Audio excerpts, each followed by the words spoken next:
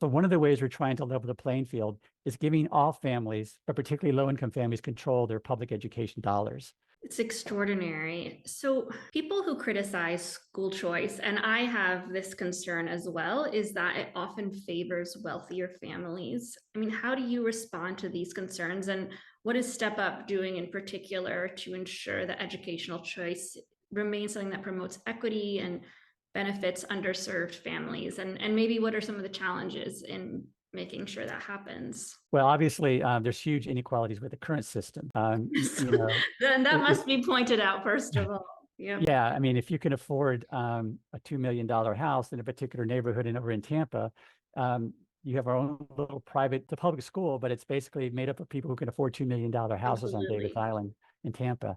So there's tremendous inequality. And of course, I grew up in segregated schools, which also was, it was against the law for me to attend a school with the Black children until my junior year in high school. So the current system has historically also been generating tremendous amount of inequalities. So I started earlier talking about power.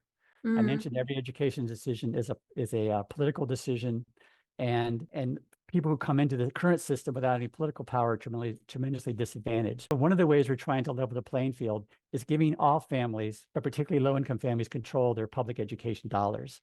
I think that's a critical change in the political dynamics. And you can see that happen in Florida. You can see the change in the politics in Florida. You can, as these families now have power, they're voting for their advocating for their kids. It's changing the politics in Florida. It's changing the politics in public education. You're seeing school districts, for example, being much more responsive to low-income families in ways they haven't had before. So you're seeing a lot of change because people who historically haven't had power now have $8,000, $10,000 of public education dollars, and the system is responding for that.